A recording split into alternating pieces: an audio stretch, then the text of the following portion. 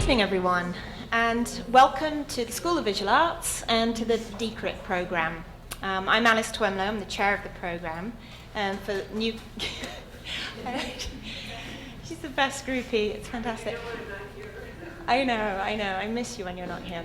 But for those, you're not new, but some people who are new to the programme, it's a 2-year MFA in design criticism, where we research and write stories about design and architecture. And if you're interested in it, please do talk to us at the drink session following the lecture.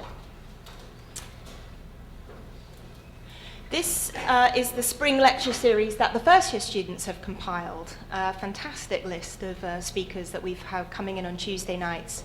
If there's someone that you missed on the list that you're interested in seeing, we videoed most of them, and they're on our website. And we've got a couple more coming up. And there's one event I just want to mention briefly before we start tonight's event, and that's our conference, which is called Eventually Everything, taking place on May 2nd, so mark your calendars. It's going to be a true DCRIT extravaganza, featuring the class of 2012, presenting their very condensed versions of their thesis projects. So it's a very kind of fast and furious event. And these presentations are punctuated by presentations by guest speakers, including Stuart Ewan, Jeffrey Schnapp, Michael Beirut, Michael Rock, and it's all moderated by Julie Lasky. So really encourage you to check out our website. There are the details there for all of the details and to sign up. Oh, and the best part of it all is that it's free. So do take a look at that. All right, and now I'm going to introduce you to two of our first year students who are hosting tonight's event, and they are Amanda Valance and Bryn Smith. And to introduce our speaker this evening, please welcome to the podium Amanda Valance.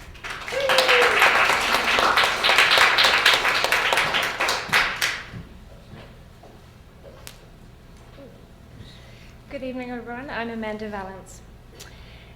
Last year, in a talk with Studio 360's Kurt Anderson, I heard the laser-beamly insightful Cintra Wilson say, "The best clothing inspires fear." It is because of acidly profound statements like this, and her ideas like the American psyche manifests itself in what we wear, that we always love to hear what Cintra has to say. Her provocative critical writing about fashion is especially appreciated here at DCRIT because it is a challenging design discipline to write about in both an intellectual and accessible manner, and Cintra shows us how to do it. I'm also quivering in my boots due to the honor of introducing such a multifaceted writer, culture critic, and author.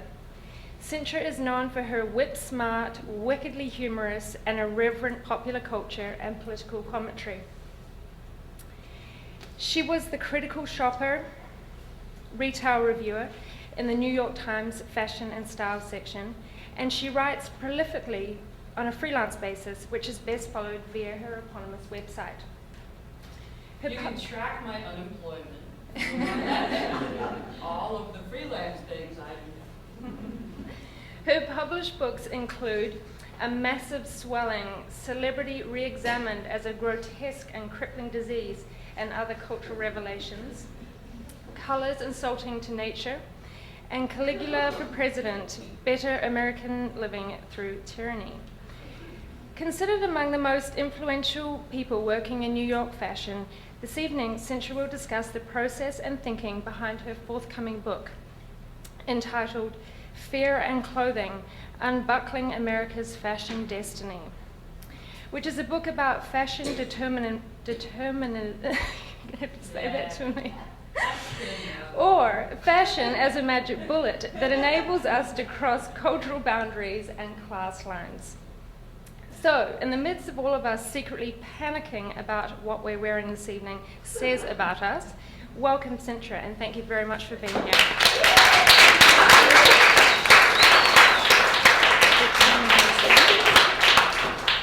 You're so sweet. That's the nicest intro I've ever had. And now I'm going to put an Altoid on your desk. I feel terrible. I'll put it in the glass. It'll do better. Hello. I'm just getting look and feel for you here. I'm Cintra Wilson, and I did those things, and now I'm working on this book called Fear and Clothing, and the full title is Unbuckling America's Fashion Destiny. And what I did is, like, after I kind of got shanked in the New York Times, is I started just going around the United States to very strange places. And I'll get back to that.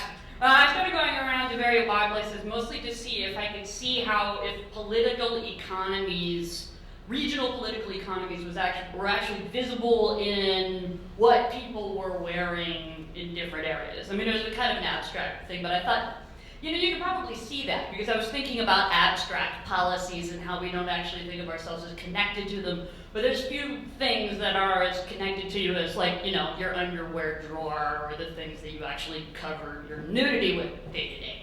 So, you know, I found over the course of things that there's a long tradition of people who think this way.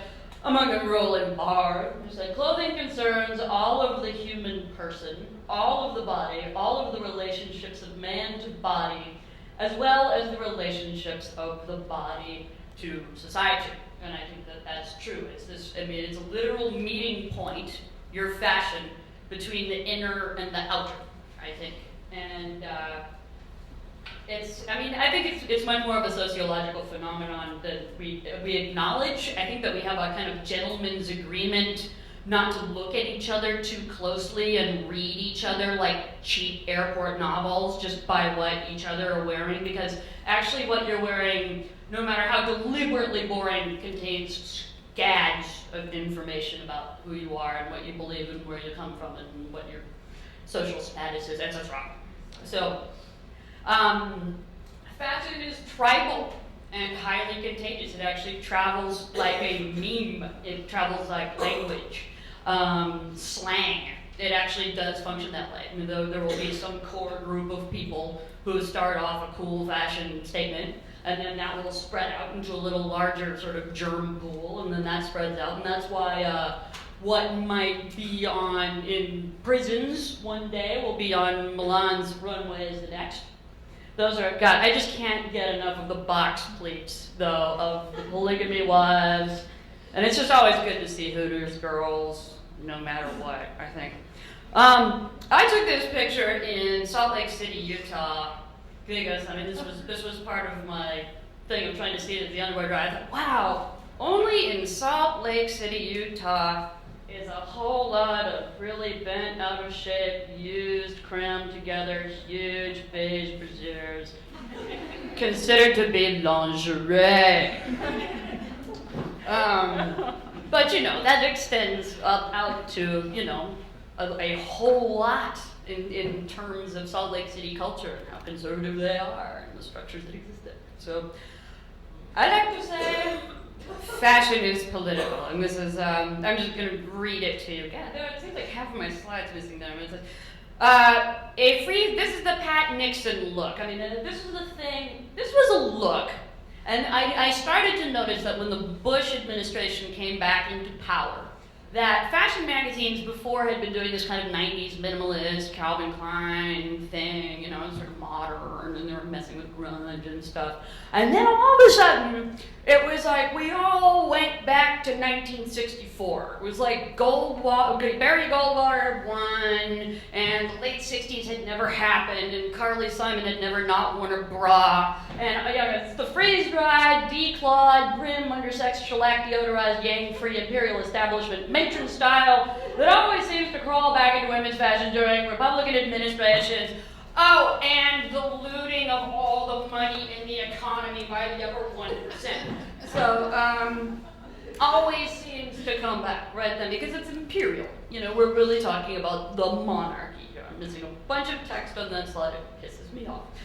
But this was an interesting thing. Like, regionally, I started to think about regional fashion statements, and as they are. And this is, I think, this is kind of the ultimate example of like a Washington, D.C. fashion statement, where fashion is very repressed in D.C. It's a military culture, it's a defense culture, They dress very defensively. I always like to say that like an Ann Taylor logo should be tattooed on the C7 vertebrae of every woman under 60 because like that's all they fucking wear. I mean, it's just like, and in terms of like symbols, it's really symbol free. It's sign free. It's like it's basically giving away absolutely nothing. It's like postmodern even, you know, it's like this is content-free clothing that betrays absolutely nothing about their personalities, about anything. It's like, I'm not weird. I am so not weird. You know, it's just like, I mean, this is normalcy incarnate. So I always like to say that, you know, okay, so DC fashion is sort of like a Freedom of Information Act document. It's redacted. It's a redacted fashion statement.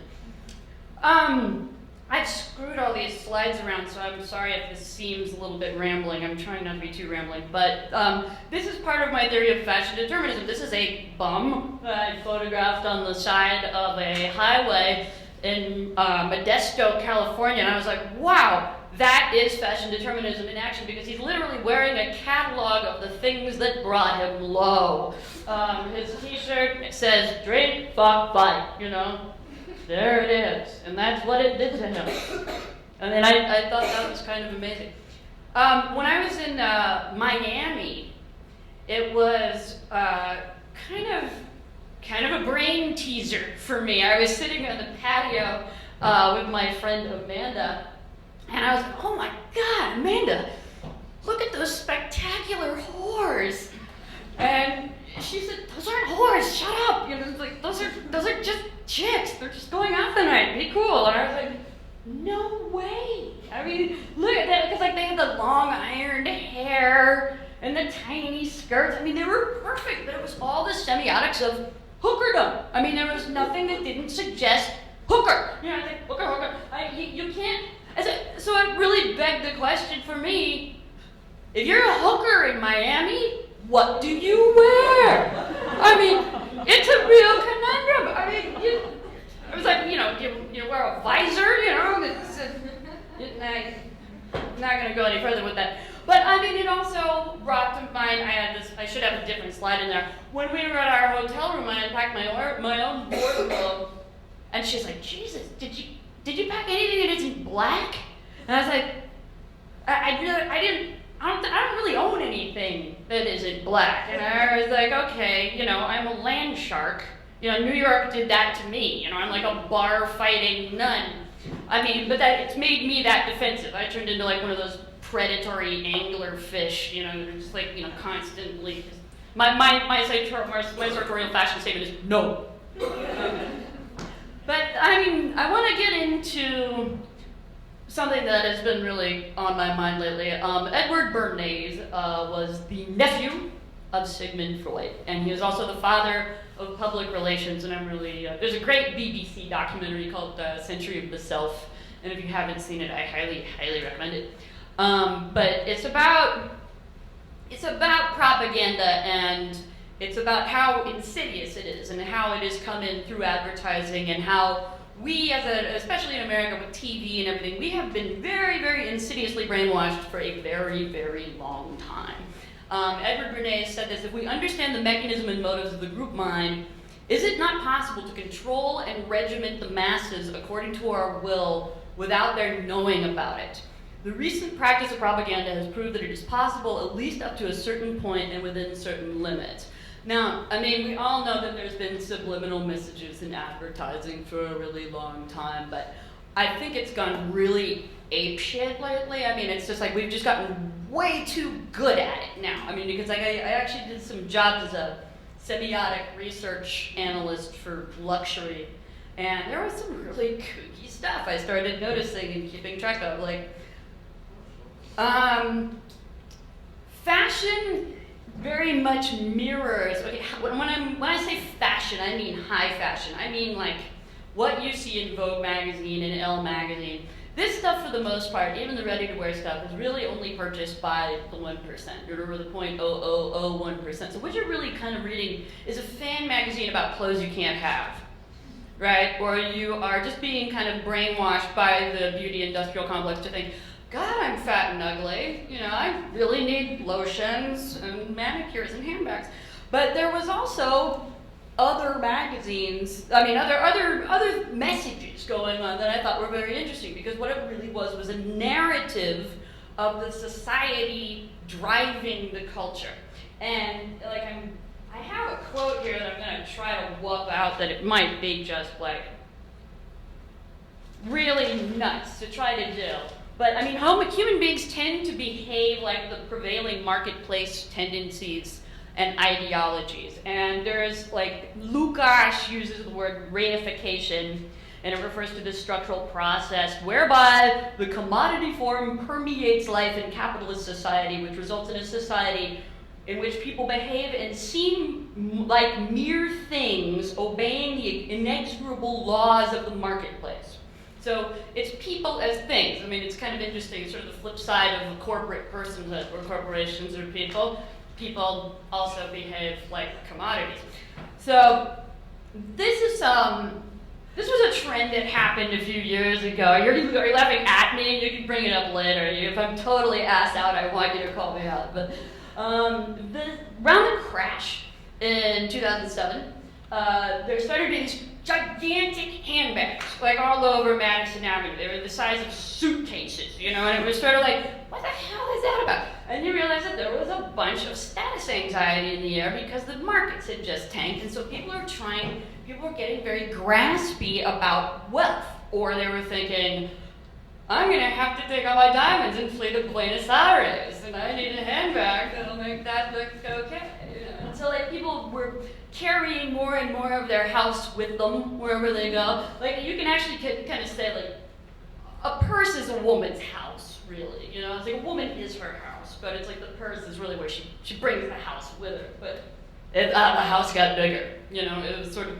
the exploding McMansion of handbags. And then it was interesting because we were also terrified of sovereign wealth funds at that point, because the Chinese had like covertly snapped up all our cheap economy. And so there was all these mean-looking Chinese girls in a lot of the ads. I got your money. And it's gold. We have a gold standard and you don't. I didn't mean that to sound totally disgustingly awful and racist. I apologize if anybody thought that was. I didn't mean it. Veiled threats. I mean, this was another thing that I saw. It was like the loss of wealth. A pervasive, I mean, fashion ads always prey on anxiety, your deepest fears and your deepest desires. It's a strategy of desire, which is also, but what we don't know most of the time is what our desires are, which are often lots murkier than we have any idea. This I thought was sort of threatening. You know, it's like there's veiled threats, like you're gonna die, Kate Moss. You better keep looking hot, man. You better smell good, because you're gonna die. And it was all about kind of this tendency, this death of the economy. This was about the death of capitalism, you know, and the nervousness that it provoked. This starts to make more sense as the slides go on, I swear to God.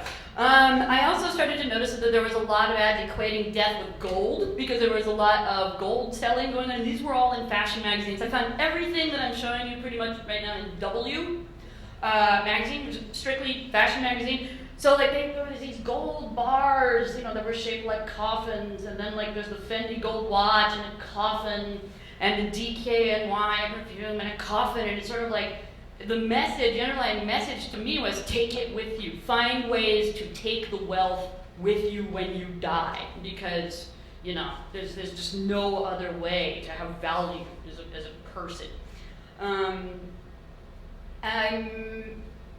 Yeah, that was the veiled threads. We've seen that. Okay, threads of death from the scary left. I found dozens of these. It was all, you know, where it's like the girl looks like she's going to get murdered by someone who's looking over the left shoulder. I thought that was very, very curious. And this was around the time that Wisconsin started to make noise, you know, when they started to actually make, like, you know, before it was the Occupy Wall Street movement, it was, you know, the Wisconsin labor unions. So Zombie chic, also, I mean, yeah, it's an interesting thing how vampires and zombies tend to recur in popular imagery around the same time as, hi latecomers, how's it going?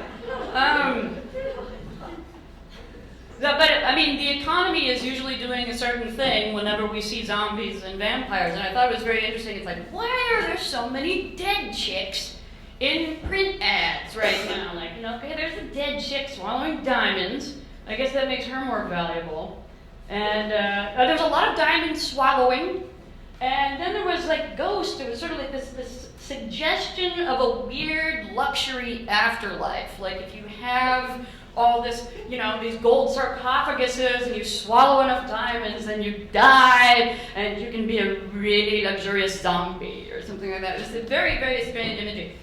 And this is death anxiety that manifested in a lot of different ways. And a lot of this is evolutionary biology. Like when women are threatened with death, psychiatrists know this, they resort to sex. You know, it's like, I'll have sex with you, don't kill me. And so like we've got, I mean, this La Perla ad is like, I find this to be one of the most like hair-raisingly offensive things on earth. If you've ever seen like Place in the Sun, that movie where Montgomery Clift strangles Shelley Winters and throws her off the boat, it's like, I dare you to kill me and throw me into this murky-looking lake with that rope in my underpants, you know? I just, God, I hate that. I called it last resort wear, you know?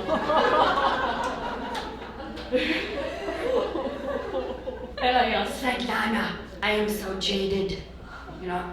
I am Bosnian and all of my uncles have been selling me since I was 6, you know? It's like it was this suggestion which sort of came around with the unbelievable mainstreaming of, you know, ubiquitous and easily accessible free pornography, free everywhere, and how that sort of tilted the social landscape. This was all sort of the beginning of that. So, going on to more semiotic stuff, we're going to get deeper, darker, and weirder now. We're going into childhood. I think there is a sexual apartheid. I think it's on purpose. I think it's cultural engineering. I think they're trying to make men, I think that if you look at the cycle of regimes, all political structures at some point gutter out into a military dictatorship.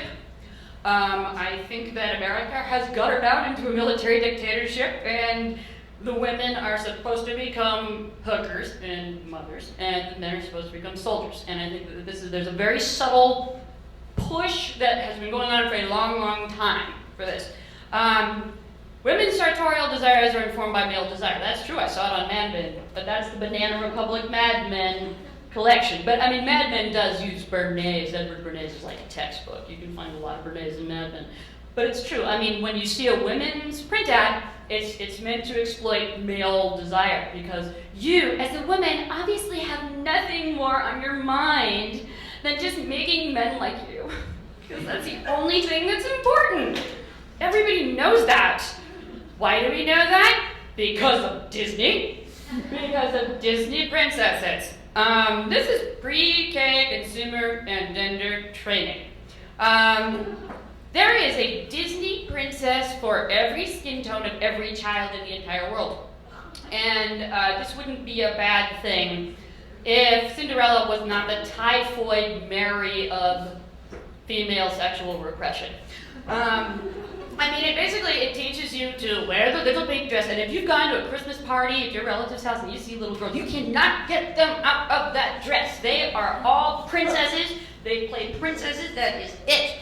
And but it goes on. I mean, because like Barbie, Cinderella, the Disney princesses, it's all about the prom dress and the constriction and the long blonde hair and the acceptance and the beauty and that level of beauty, that Barbie standard of beauty, that princess standard of beauty, that style, and that conformity, that social conformity. You want to be a princess? Princesses are lovely. They're good. They don't flamenco dance. They don't get drunk. They don't hit people with bottles. Nothing I do. Now this is like, I thought, really insidious. This is like, I mean, obviously a little sarcastic, but Prom queen to porn queen, Disney's castle's all pink on the inside. But it's true, because this is what it does to the brain. This is actually Barbie fan art. Which means that Barbie, like, you know, it's not really licensed. It means that it was done by amateurs, but it's sort of like, Barbie inspired this. And it's just like, yes, daddy. I mean, it's the sexual submission of that, I think, is totally self-evident. And I think that this fucks up girls. And I think that one of the things, I mean, it's real obvious on some levels how it's fucked up girls. That's Lindsay Lohan. She was a Disney princess. This was a very funny picture of her where she's like, get that princess shit off me over there. You can tell, like, she was really starting to chafe under the image. She had been a Mouseketeer, you know? And all of these girls who were Disney Mouseketeers end up exploding at a certain point because the social restrictions are so intense and so fucking crazy. I mean, it's like, you know, if you're gonna... Deleuze talks about capitalism and schizophrenia. I believe that we are so immersed in capitalism at this point that we have become an utterly schizophrenic society. Case in point, Lindsay Lohan, Britney Spears, our Mouseketeers. I mean, but this is what happens to the Mouseketeers. Like, if you're a Disney princess and you fall out of the norm and you are not carrying load of the status quo, you are shamed into prison. You are shamed to death. You are driven to death. I mean, it's public stoning. I mean, I used to call it the societal whipping blonde. I mean, it's like Somalia, you know, for adulterers. We are the same. We do the same thing. We do it in public. Boys, interestingly enough, also get very interesting messages from the Times of their little kids. Now, does any boy know what this is? Raise your hand if you do. Sir? Okay, it's not just G.I. Joe. It's a G.I. Joe logo, but it's also G.I. Joe Cobra Command. G.I. Joe Cobra Command was posited by Hasbro in 1982 as the arch enemy of G.I. Joe, the terrorist network against which this great American hero fights and struggles every day. Cobra Command is a vagina with teeth. I mean, it really just doesn't get a whole lot more vaginal and with teeth than that. I mean, really. Hasbro, I think, was aware of this in 1982. I'm just gonna go out on a limb and say that. But it's sort of like, you know, okay, so G.I. Joe is the enemy of pussies everywhere. We get it, you know, this goes in, I mean, semiotics are real, very damning. I mean, it's like we get laundered with this in such a deep way. I mean, and it's funny to me because I was remembering playing with Barbies and G.I. Joes, and you remember doing that, and you never play with them together. Like, if you're on the playground, like, the boys go over there, and they play war with G.I. Joe. We go over here, and we play princess. But then secretly, in the cubby holes, we make them fuck all the time. We all do, and we're supposed to. They know that's exactly what we're going to do. We are sexually segregated, and then they know we're just going to later. So this is also consumer training for boys, right? I mean, and how does this work? Oh, look, you don't want to watch, you want a watch that has jets around it. You don't want a vacuum cleaner, you want a vacuum cleaner that looks like a flamethrower. I'm so guilty. I bought that thing because it looks like a gun, and I wanted to use it because it looks like a gun. But G.I. Joe, I mean, this is how men are continually trained to, like, gadgets, gadget warfare, love the gadget, buy the gadget, yum, you love it, because you love to kill. You love killing. And all of this, as I said, is kind of enslaved to, like, the Disney princess dress is the prom dress, and ultimately, you know, sometimes it's the, you know, the beauty pageant dress, but it's all really just one dress. It's the fucking wedding dress. And this is, like, I don't think a mistake. Like, when I saw what, you know, Prince William, and, yeah, King, whatever, them, when I saw what they were wearing, I was like, Jesus Christ, did Disney really do your wardrobe? Really? I mean, it's shameful, but they are posited as the ideal. And this is the one that we live with in our toy boxes from the time that we are 6 years old. because we are trained. It basically says submit, but it's not just us. You know, it kind of goes all over the world. It's amazing how deep these things go in on how people level. This is Bokassa. I mean, Jean-Pierre Bokassa. I don't know if you remember this guy, but he had a coronation in the 70s. He was an African dictator. I love African dictator style more than almost anything in the entire world. But this guy he's like, fuck it, I'm going straight for the ermine and furs, you know, because like I'm a player now. I mean, it's like, ermine and furs, that's so deep. I mean, it's like only Playmobil figurines wear ermine and furs if they're kings. I think it is one. I mean, it's like so basic, but he's like, nope, I'm Napoleon, that's it. So, I like to say when despots crack, the first casualty is their wardrobe. But it's not just true for despots. I mean, I think that, and I'm going to try to pull a really hard idea out of my. Because of this capitalist society, if you look at us and you look at our styles and you look at every manifestation of us as a manifestation of the prevailing power structures and what the prevailing capitalist power structures are doing. What the capitalist power structures were doing lately were exploding. So, I mean, what we saw, as I was seeing a lot of people who had accumulated a lot of power or a lot of money going boom. You know, like Britney went boom and Lindsay went boom. Despots go boom. I mean, at a certain point, there's like a narcissistic explosion, you know, like this wet pop by which these people Enron themselves, basically. You know, they kind of over and under leverage themselves at the same time and they explode. A really fantastic example of this was John Galliano. And this is like when this first came to my attention. Galliano was given the keys to the Magic Kingdom. He made a scuffillion dollars at Dior and other places because he kept his own label. And he did very, very well, but he kind of sold his soul. And he started to go crazy. I mean, quite apparently crazy. I mean, you don't haul out in a Marseille bar and start saying you love Adolf Hitler if you've, you know, over 3 years old and own a belt. You know that's wrong, but he did it. But I mean, these are people who are like dying to be busted. It's sort of like, you know, he Enroned himself to the point where the failure was no longer concealable because he felt that compulsive overdrive. But that is a capitalist tendency. It is going to binge itself to death unless it is stopped. I could see this coming in the close. Before he melted down, it was really, really obvious to me that Galliano had completely lost his mind because he went back to the fucking Disney princess shit. Like, look at this. It's like these pink prom dresses, it's Scarlett O'Hara, and it's corsets, and rhinestones, and imperial concubines, and it's so girly. And it was just like, wow, that is so gutless. And I completely trashed that Dior collection, and my editor disagreed with me and stuff. And I was like, no, this is wrong. It is flamingly wrong. It's criminal rococo. It's what you dress. It's what you dress your whore in. You know, if you're a drug lord and you pay for the dress in 500 euro notes, you know, out of a Halliburton suitcase. So, am I making any sense at all? Okay, good. I thought this was interesting. I'm sorry, there's two slides that are mashed together here. I mean, how am I doing on time, by the way? Do I need to go faster or am I cool? All right. Disney Princess. I mean, this was interesting. This was China Fashion Week 2012. I'm like, oh, good. Now they've taken Cinderella's pants off. Well, that's good. That's a step forward for high fashion.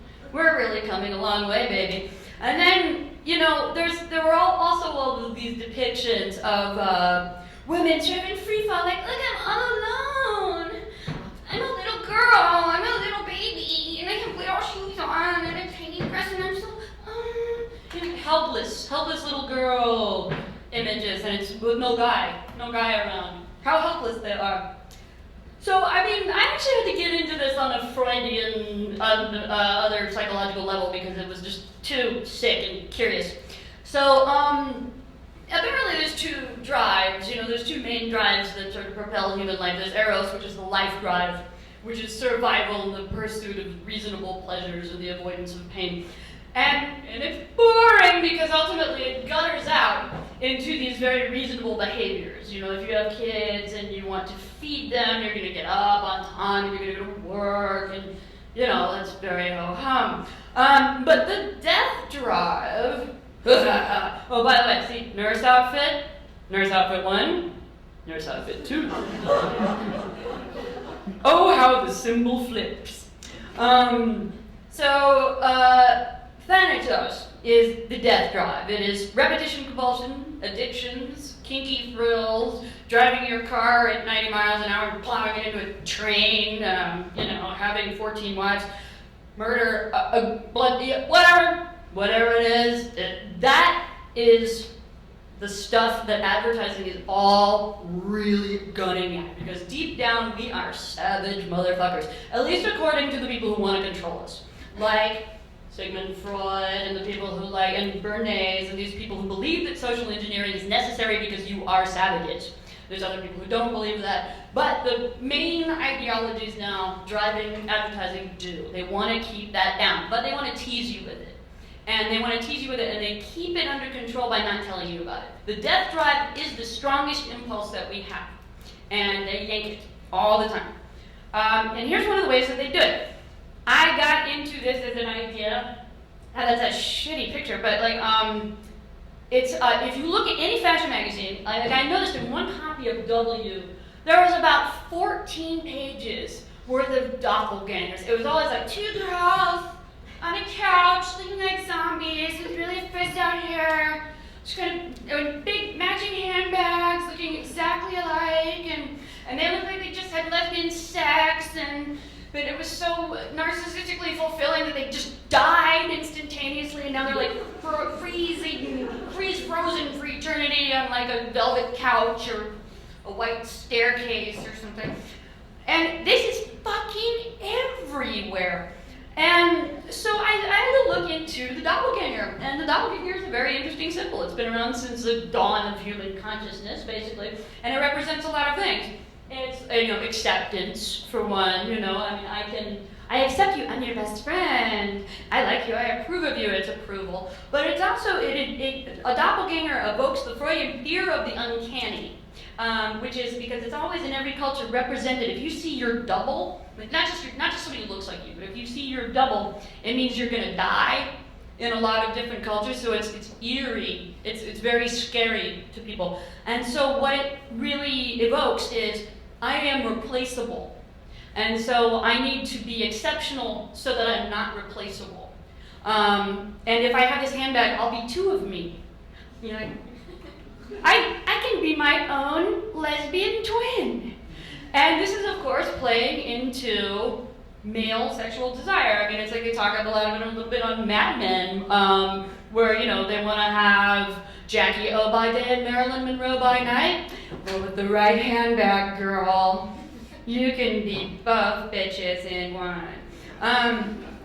But it is, this amazing use. And then I was like, gee, what this is like an unbelievable ad. Like, nobody looks like that.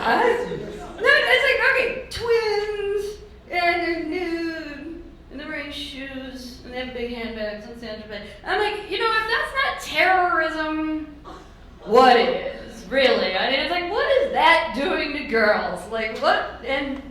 But you can see symptoms of this everywhere. Okay, here's an ad for the Gagosian Gallery. And then here's also an ad I found in a design shop.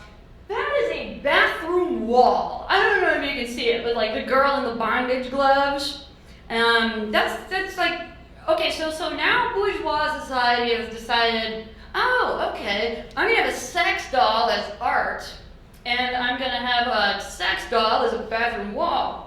And so, I mean, this was all sort of part and parcel of the mainstreaming of pornography, and then all of a sudden it started to get really mainstream. Like, now it's really okay, now it's kind of titillating, now it's kind of kicky. Now we're not even uptight about it, because it had been denatured. It's like bondage was actually co-opted and made a bourgeois thing.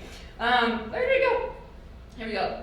Because, I mean, when you say, bondage is all over the runway now, almost to the point of being totally tedious, but, I mean, when it started out, it was Malcolm McLaren and Vivienne Westwood and Kings Row, and what they were essentially doing is saying, be a punk rocker and be a billboard, and on this billboard, paint a big dick in the mouth of England's green and pleasant land and its hypocrisies.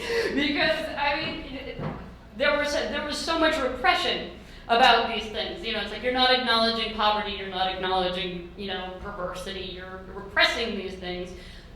And bondage was one of the tools that the punks used in order to politicize that. So now they have taken that out of politics and they have put it back on the runway. Now there are still incredible ways to be subversive and deliver enormous impact through fashion. We are still trying to recover from the influence of Lee Bowery, who was probably the most influential fashion icon in the world. He was a gay British club kid. He didn't really get a whole lot of traction over here. Really incredible. So many of the shapes that you see now from Lady Gaga or other people came directly from Lee Bowery. The late Alexander McQueen was deeply influenced by Lee Bowery. But, I mean, in a capitalist society, what you have is, and I'm going to try another really long-haired idea here, but like you essentially lose the function of art as art. I mean, art stops being this autonomous thing. That is Art Bourdieu talks about this, I think. And it ceases to have a function. It ceases to thrive as art. You don't get to have a personal relationship with this art because the art has become commerce. Like it's all been swallowed by the market at this point. Lee Bowery was outside the globe. He was not that guy. This is not commercial fashion. Now Alexander McQueen actually was very, very influenced by Lee Bowery, but it really disturbed me that we are so disconnected from actually seeing things that nobody could tell that this was a cry for help. His last season, I think, is just suggestive of the most suicidal desolation. Like I can't see these styles without crying. Like it hurts my soul. I mean, he put a girl in a coffin. You know, it's just you can tell the guy's just this is a cry for help, and nobody really saw it. He was very smart and very sad. Gareth Pugh, I think, is actually a pretty interesting designer who I believe is doing interesting political statements, and I believe that this is political. He was another Lee Bowery follower, and this is why I like to say he's political.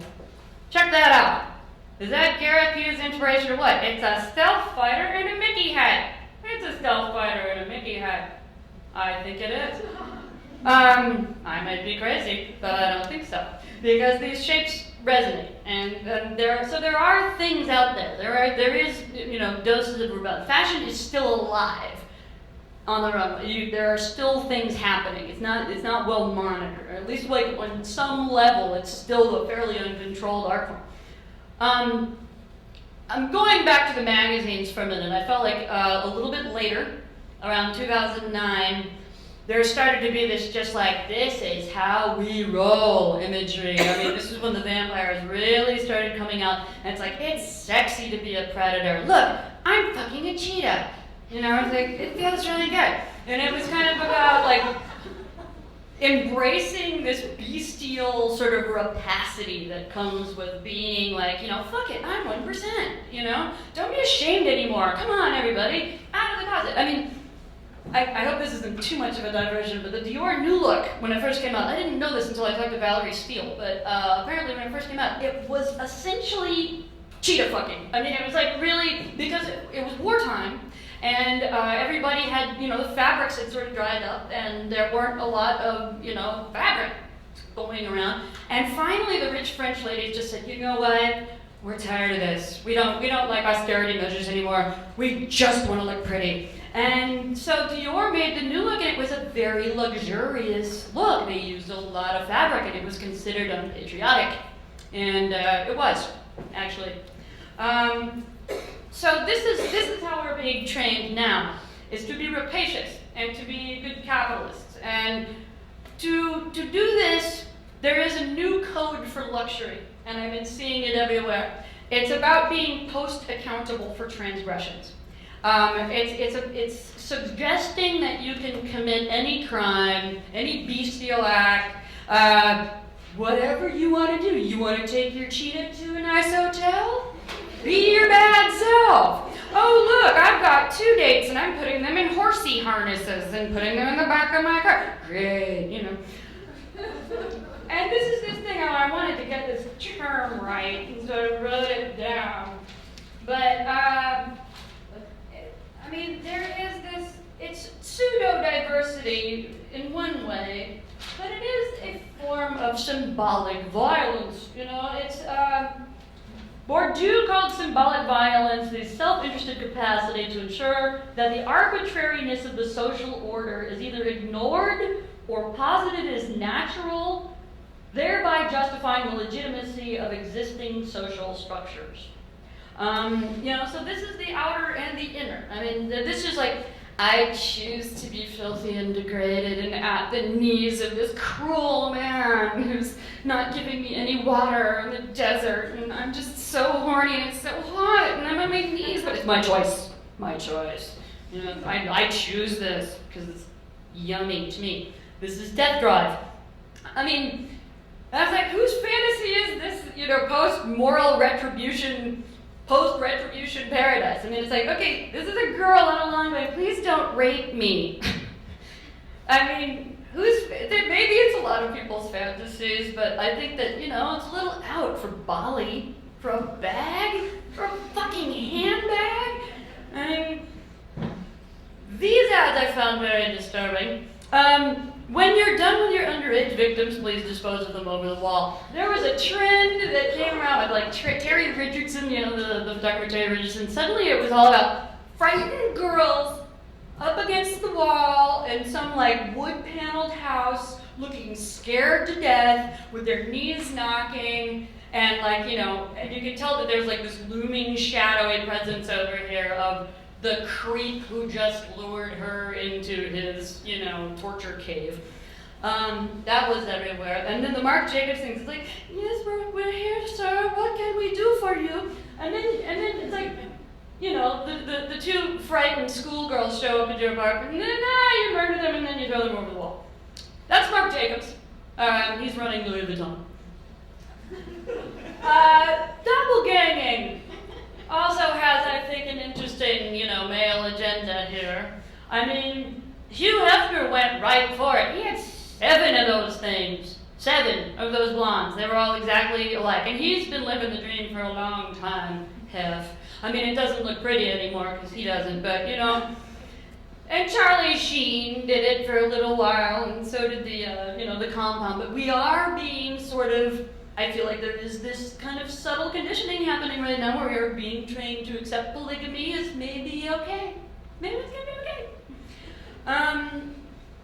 It's about the new luxury. I mean, it's like this new luxury. It's there's so much indulgence. You can never have enough indulgence. You can pick your family. You can move. You just kind of fly around from resort to resort. You can be on as many drugs as you want, and you can just always keep going back to rehab because there's no penalties. There's no accountability. There's no restrictive morality.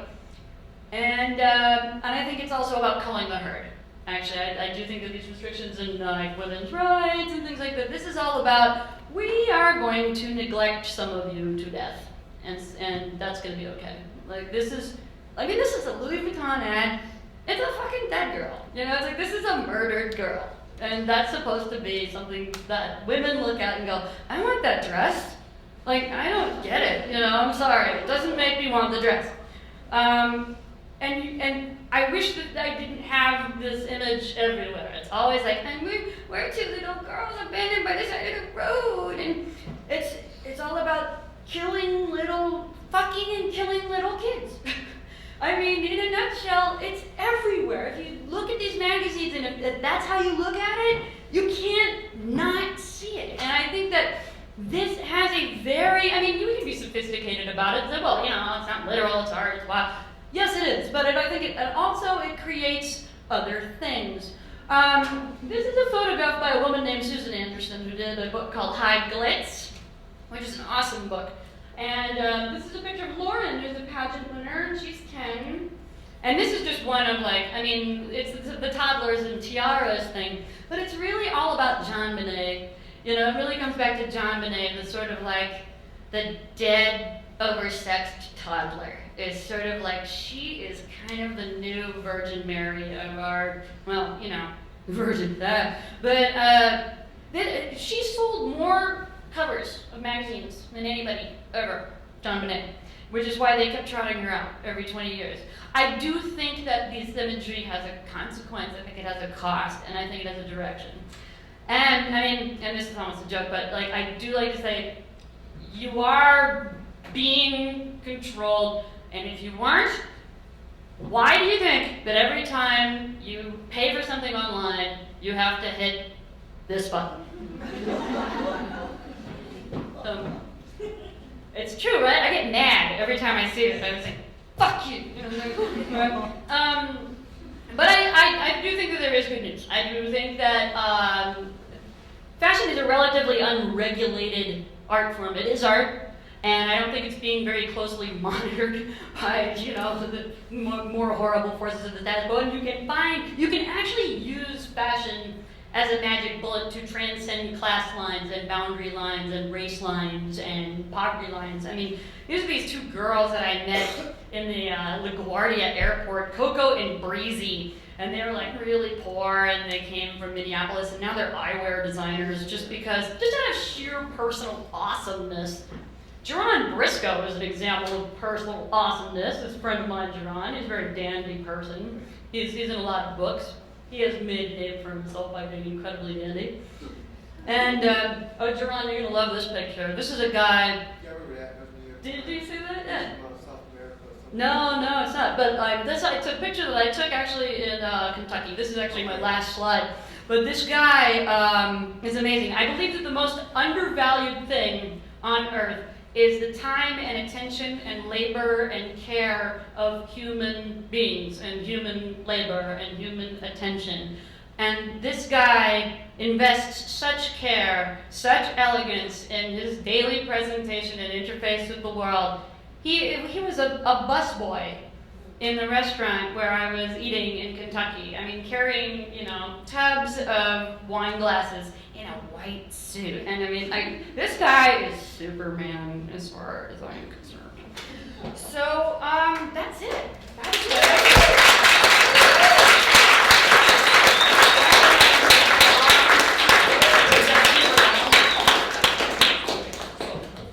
Thanks a lot. I hope that wasn't too long. Now we have a Q&A. Then we get to drink.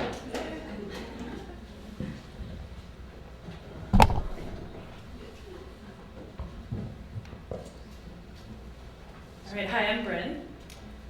First, thank you, Cintra, for that deceptively fun but terrifying trip through the minefields of fashion, fear, and sexuality. I have carved on my tombstone. Deceptively fun. I wanted to begin by asking you, and then we'll turn it over to the audience and to the students, something that I think was on display tonight, which is your unique, strong, and edgy, maybe doesn't do it justice, but your critical voice. Your pieces are, without exception, you know, across publications, New York Times, Salon, wherever you're writing, and I wonder how you've managed to maintain that point of view, and have you had to fight for it? It's really amazing, because actually nobody's ever asked me that before. I had to fight like a motherfucker. Like, I've been a journalist for 25 years, and I am chronically unemployed because, like, I have always, that's been my goal. My goal is to keep my voice intact, and you have no idea how hard it is to do. It's essentially a vow of poverty, literally. I mean, you have to just, like, accept being fired and living really, really low, and then finding somebody else who, like, believes in you, some junior editor, you know. And but I think that if you're really, really plucky, and if you're really tenacious, you have to say no to a lot of important people and a lot of money and a lot of experiences, and it's challenging, and sometimes you think you're wrong, but you have to always just be the ball on that. You do. I mean, you have to believe in your own voice enough to make it that important, and that's hard to do a lot. Right. Sorry. And maybe on top of that, we could talk a bit about your editor for the Critical Shopper column that you wrote, Anita Leclerc. Is that? She's a goddess. And I read that you originally turned down that column, but then she convinced you to do it. And I guess I just wanted to ask before we turn it over, what was that experience like coming into something that you maybe felt unsure of? And how did it change you as a writer? Or am I? No, it did. No, I mean, it was really good for me as a writer because actually I'd only written for Salon before, and I was really spoiled, and I didn't really, I mean, I had a lot of style, but I didn't really know how to write an essay or anything. But I also didn't know anything about fashion. But it's really great credit to Anita Leclerc, the editor, who was, she read my novel, and she's like, I was like, I don't know how to do this job. I don't have the experience. I don't know fashion. And she's like, that's perfect. You know, it's like you be you and go in. And then I discovered fashion through the job, which was like great for me. I mean, it was so rich. I didn't realize what a fertile area I was walking into. But you know, writing for a big newspaper, it shows you that structure's not so bad. You know, I mean, it's like if somebody's imposing limits on you. Sometimes these limits can actually shape you better than freedom can. Actually, usually it does. You know, like let's be real. But it was good for me in that respect. Well, Made me more turn over. Grocery, yeah, you can keep the microphone. I'll dive that. Anybody want to? Ms. Antonelli? Sorry. You were showing all those pictures from W and so on and so forth, pictures that are allegedly about showing clothes, but they're not, and they actually turn you off towards the clothes. Why is that happening? You know, why do they do that? Is it so self-fulfilling? Are they trying to make themselves more important by denying the subject and the object of their trade? Oh, that's interesting. Well, I mean, it's never about selling the clothes, right? It's about selling the feeling. And so what Marc Jacobs is really selling you is death. Yeah. And what you want is death. Secretly, you want death. And that's the thing that I'm going to tell you. Now you know. Now you know secretly that you want death. And you can't be manipulated by that anymore. But, like, it's, yeah, I mean, because and all advertising actually goes straight for some deep subconscious desire instead of the thing. It doesn't aim straight to selling you the dress. It goes way past, you know, into deeper, more reptilian parts of your brain. Did that answer the question? Sort of? Yeah. So, I don't know. I guess I'm a very action-oriented person. No, I'll just yell. But what are? I mean, I get what you're talking about, and I see these images, and now I'm only going to look at death and murder and all of that. But I don't know. Like, what do you do about it? What do you think the public can do about it? Because it's Occupy. Occupy W. No, I mean, I think that you have to be, a seed of rebellion in your own self. And I think you have to resist yourself. And just, be impervious to these things. And I mean, I like what Jonathan Adler said. Like, I really like Jonathan Adler and Simon Doonan. I don't know if you know those guys, but Jonathan Adler, like, I had to call him up because, he just did that thing for Cottonelle.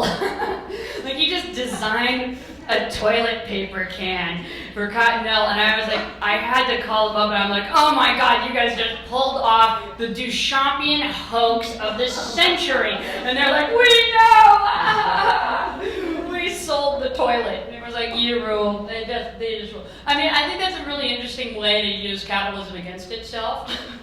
There are ways to do that.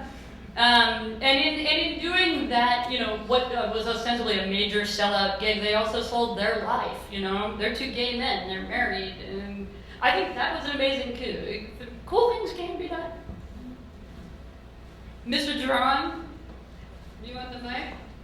I really enjoyed your talk, and I just want to shorten it down because you spoke a lot. You really gave your heart, your art, you expressed where you come from, what you believe in, and your journey. What's the Hacian? What's the ideal happiness? What's the solution? Because we all have challenges. You and I are going to have a long talk about that at some point. That may be too big a question. For instance, And, I mean, there's a lot of messages going on. We deal with a lot of things every day. What keeps us together? What's the Hacian? Because we can't look at it and still doing. I'm not going What's keeping you happy? What's keeping you together? Keep me, righteous. Just righteous. Righteousness itself, right? I mean, the thing is, you have to work, you have to live, you have to do things in a sense. And everyone has to revolt in a certain kind of way. I mean, fashion is greatness. That's why I love fashion, because you can revolt, you can play it, but you have to understand it. I mean, so I'm saying, I don't know, I want to show us to be French, and we talk about it at all. It's like the Hassian, like what's the idea of just get to the point. Like, I'm gonna have to talk to you about this afterwards. Okay, because it's a long answer. Can I? Yeah. So a couple of things. I really enjoyed what you said. I really appreciate all that your ideas. And sort of several things kind of came together at the end for me when you were talking about craft and attention to detail. And it's a buzzy term, it's sort of a popular term right now, but sustainability kind of thing. Sustainability. And sort of a return to craftsmanship. And then I guess my question is, how would an attention to craft, such as the gentleman's dressing in his suit, or like people who are interested in bespoke tailoring and that kind of thing. Yeah. How would that compare to like the Gareth Pugh and the really wild? Like I sort of see those as two. It's interesting ways to reconcile. You're totally on to something. Like if I'd gone on for an hour, right. I probably would have gone there. And actually, that kind of answers your question a little bit, Jerron. Is that it seems like that Valerie Skillet also. She's such a source. She's so amazing. I love to talk to her. But we were kind of talking about the future of fashion and where it's going, because the economy has tanked. Nobody can afford the stuff in magazines. It's like nobody. And what happens is Etsy, and eBay. And people going to thrift stores and making things themselves. And so like we do return to this like sort of craftsy DIY chic, which I always kind of preferred myself, like because I was a teenager in the 80s and everything was just like, you had fluorescent spray paint and hairspray and safety pins, and that's all you really needed. You were cool. It gets a little complicated when then the industry sort of usurps sustainability and sells it as a marketing tool, like uses it for marketing. Like the whole scrapbooking thing, now we can sell you the little pieces of paper that you can make your scrapbook with. Yeah. Or the heritage brand revival. Right. It's not always authentic. Heritage brand? Yeah. What is that? Well, all the revival of the workwear of the Woolrich and the Pendleton and things like that. Oh, I actually. Authentic stories, but then there's all these new things that are popping onto it that honestly are the same from the textile mills. Oh, like that. See, I thought originally, like when those brands came back, like Woolwich, Woolen Mills, it was because the Japanese, like they'd preserved jazz music. Yeah, well, it was originally like engineered garments, and that drove that thing, but now it's so entrenched. Literally, we have Ralph Lauren buying into some. Now it's getting been co-opted and the dissipated. But it's really funny. Do you know about Pendleton? Like it's an interesting little piece of American history. Pendleton Mills, like they originally started making the Navajo blankets, like all the Native American blankets, to the point where they got so good at making the Native American blankets in the late 1800s that Native Americans stopped making their own blankets, and they just started like, the Pendleton blankets became heirlooms. I mean, these things, they evolve not well, usually. And anybody else, or can we, I think we're done. I love all your critical columns through the years. I love those so much. The one that really delighted me was when you went to Mac in San Francisco. Cynical. Where? I'm sorry? MAC. In Hayes Valley, and Ben and Chris over the visits became aware of them. I'm going to hook you up But with that. you said something about them in one of your columns. Like, how would you describe what's just in a sentence? The Ospinall family, actually this also answers your question, Joanne. I mean, I think there's a wonderful family, and I've been buying clothes there since I was a teenager, and it's a place called MAC, and it's in Hayes Valley in San Francisco, and it's a family. Their last name is Ospital, like hospital without an H. And they have been nurturing strange designers from around the world and young artists and people from the neighborhood, and they've been open for 30 years, something like that. Their mom works there, their brother works there, the sister works there. They're very unusual. They love Belgians. They love the Belgians and the Japanese. They have plants. They had poets, young poets there when I was there on Christmas, typing poems for you for Christmas, putting these little poets to work. I mean, they just, it's lovely. You know, it's lovely. They took you in, and it's like, this is what I mean about, you know, the commodity of human attention to value and, you know, personality. You know, they exude this wonderful. Sandler purchase, you got an outsider art, but this was before it was outsider art. Oh yeah, 20 years ago. Totally. We should. I mean, we'll talk about them. I love it, but they embraced it. It's really. I didn't actually get to the Adler quote that I wanted to, but he always says, "Like what you like." Like what you like, and that's how to avoid getting brainwashed. If you like things you don't actually like, you know you're in trouble. Okay, so we'll take everyone in next door for drinks, but before we do, let's thank Cintra Wilson again.